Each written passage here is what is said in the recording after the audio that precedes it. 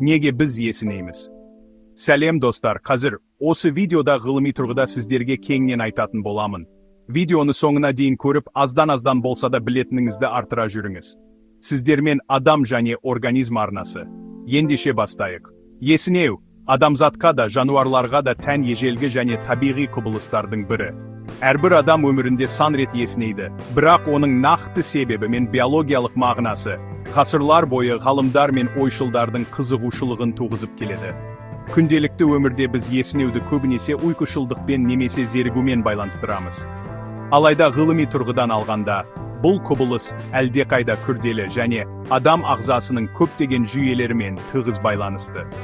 Ежелгі дәуірде адамдар есінеуді жан мен рухқа қатысты түсіндірген. Мысалы, антикалық Грекияда Аристотель есінеуді дененің артық ауасын шығару әрекеті деп санаған.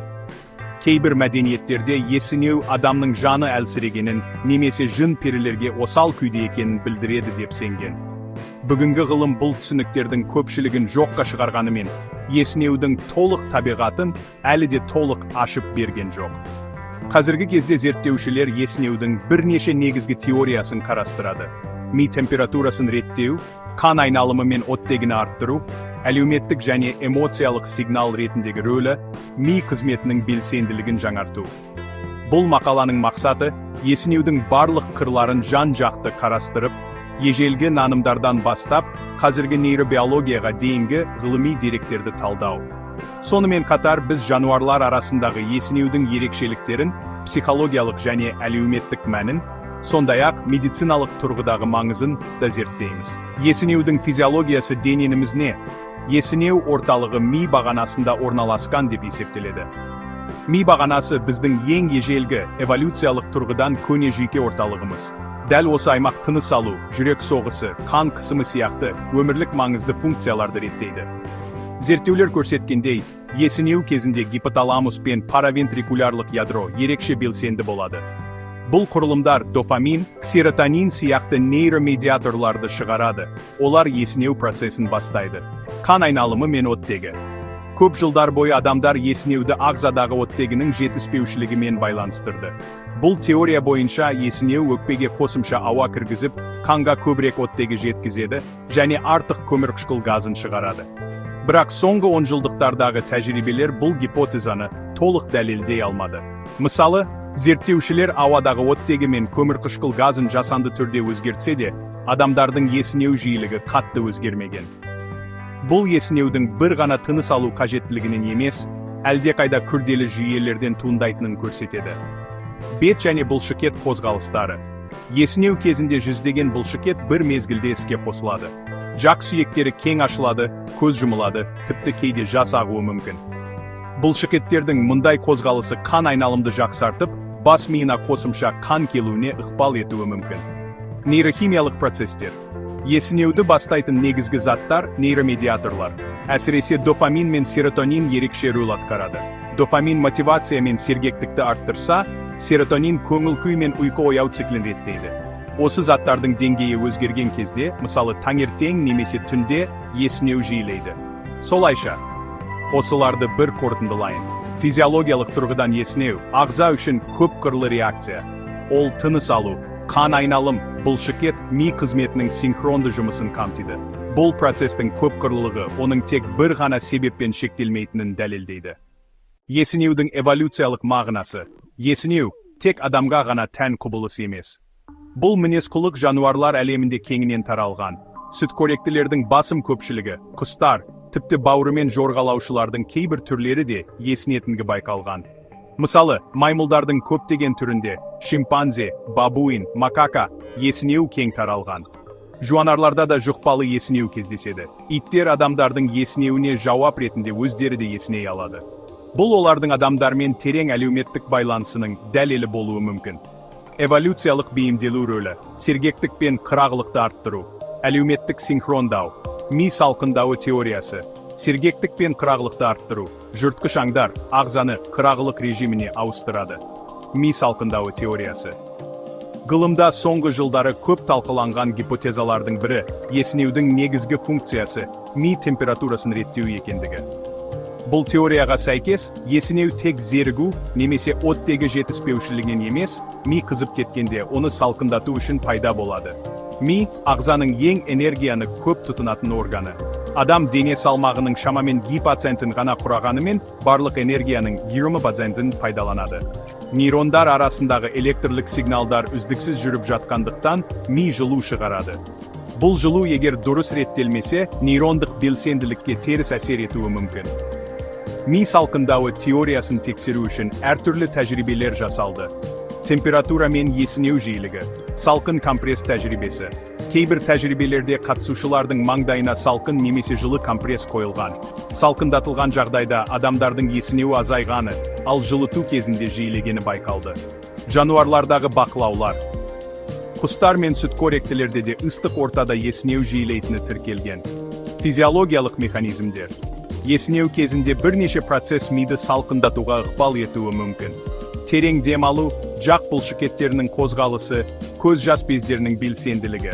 Терең демалу, тыныс алу арқылы, ауыз және жоғарғы тыныс жолдарына салқын ауа кіреді. Дегенмен ми салқындауы теориясы әлі де толық дәлелденген жоқ. Кейбір ғалымдар есінеудің жиілігі әрқашан температурамен сәйкес келе бермейтінін айтады. Мысалы, кейде салқын ортада да адамдар жиі есінеді. Сондай-ақ, есінеудің тек миды салқындату үшін қажет болса, неге ол әлеуметтік жұқпалы құбылысқа айналғанын түсіндіру қиын. Енді осыларды бір қорытындылайық. Ми салқындауы теориясы есінеуді түсіндірудің ең ықтимал ғылыми гипотезаларының бірі болып саналады. Ол есінеудің биологиялық мағынасына нақты механизм ұсынады. Ми температурасын қалыптастыру. Дегенмен, бұл құбылыстың толық табиғатын түсіндіру үшін қосымша факторларды ескерілуі қажет. Есінеудің психологиялық аспектілері. Есінеу тек физиологиялық құбылыс қана емес, сонымен бірге психологиямен де тығыз байланысты мінез-құлық. Зерігу мен назардың төмендеуі. Адам көбінесе бір қалыпты жағдайда, қызықсыз лекция тыңдағанда немесе ұзақ уақыт бойы бір нәрсеге назар аударғанда есінейді. Психологтар мұны ми белсенділігінің төмендеуімен және зейіннің әлсіреуімен байланыстырады. Ұйқы жетіспеушілігі, есінеудің ең кең таралған психологиялық себебі. Түнде дұрыс ұйықтамаған адамдар таңертең немесе күндіз жиі есінейді. Стресс пен эмоциялық жағдайлар. Кейде адамдар толқып тұрған кезде, мысалы, маңызды емтихан алдында немесе сахнаға шығар алдында есіней бастайды. Бұл алғашқыда оғаш көрінгенімен, психология тұрғысынан түсінікті. Есінеу жүйке жүйесінің шиеленісін азайтып, ағзаны тыныштандыруға көмектеседі. Әлеуметтік және эмоциялық сигнал. Есінеу басқа адамдарға біздің жағдайымыз туралы сигнал береді. Зерттеулерде жұқпалы есінеу көбінесе жақын адамдар арасында байқалатыны анықталған. Психикалық ерекшеліктер. Кейбір психикалық бұзылыстарда есінеудің психологиялық қыры ерекше байқалады. Мысалы, депрессия кезінде жиі есінеу, тревождық жағдайларда есінеу, шизофрения немесе аутизм спектрі бұзылыстарында жұқпалы есінеу аз кездесетіні анықталған. Енді осыларға бәр қорытынды жасайық. Психологиялық тұрғыдан есінеу, ағзаның психика мен сана белсенділігін реттейтін тетігі. Психологиялық тұрғыдан есінеу, зейінді қайта қалпына келтіреді, шаршау мен стрессті азайтады, сондай-ақ әлеуметтік сигнал ретінде қызмет атқарады. Әлеуметтік және мәдени түсініктер. Есінеу тек физиологиялық құбылыс қана емес, сонымен қатар адамзат тарихында әртүрлі әлеуметтік және мәдени мәнге ие болған ерекше әрекет. Әрбір қоғам мен өркениет есінеуді өзінше түсіндіріп, оған түрлі ырымдар, наным-сенімдер және әлеуметтік нормалар жүктеген. Ежелгі Мысыр, Грек және Рим өркениеттерінде есінеу табиғи ғана емес, рухани мәнге де ие болды. Орта ғасырларда және кейінгі дәуірлерде есінеу діни тұрғыдан да түсіндірілді. Қазақ халқында адам есінесе, біреу сені есіңе алып жатыр деген наным таралған. Жапон мәдениетінде есінеу көбіне сыпайылықтың жоқтығы ретінде қабылданған. Қорытындылай келе, есінеу әр дәуірде және әр мәдениетте өзінше түсіндіріліп отырған. Ол тек биологиялық қажеттілік қана емес, сонымен бірге әлеуметтік қатынастар мен мәдени дәстүрлердің бір бөлігіне айналған құбылыс.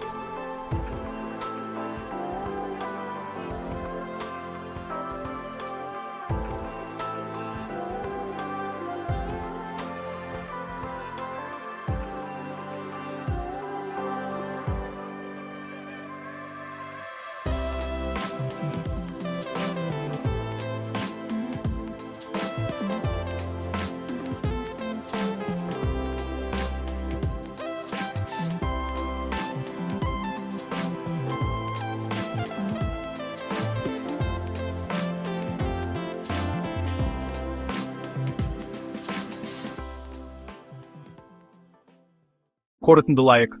Ми салқындауы теориясы есінеуді түсіндірудің ең ықтимал ғылыми гипотезаларының бірі болып саналады.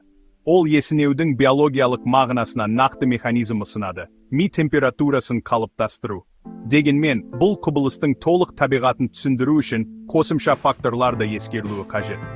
Физиологиялық тұрғыдан есінеу, ағза үшін көпқырлы реакция, есінеудің эволюциялық мағынасы, нейрохимиялық процестер, дофамин мен серотонин. Бұл процестің медицинадағы, психологиядағы және әлеуметтік өмірдегі мәні зор. Егер есінеу сізге ыңғайсыз болса, қысқа сергіту, ауаны салқындату, ұйқы тәртібін жақсарту сияқты әдістер көмектеседі. Әлеуметтік ортада есінеуді жасыру немесе аузын жабу әдептіліктің белгісі болып саналады. Қорытындылай келе, есінеу бұл көп жақты бейімделу механизмі. Ол ағзаны сергітуге, топты біріктіруге, мидың температурасын реттеуге қызмет еткен. Есінеу әр дәуірде, әр мәдениетте өзінше түсіндірілген. Бұл әлеуметтік және биологиялық тұрғыдан маңызды құбылыс. Егер бұл видео ұнаса, пікір қалдырыңыз және қандай тақырыпты тереңірек қарастырғанды қалайтыныңызды айтыңыз. Сіздермен бірге болуға қуаныштымын. Келесі видеода кездескенше. Пайдаланылған дереккөздер, нейробиология, этология және клиникалық зерттеулер тізім видеода сипатталады.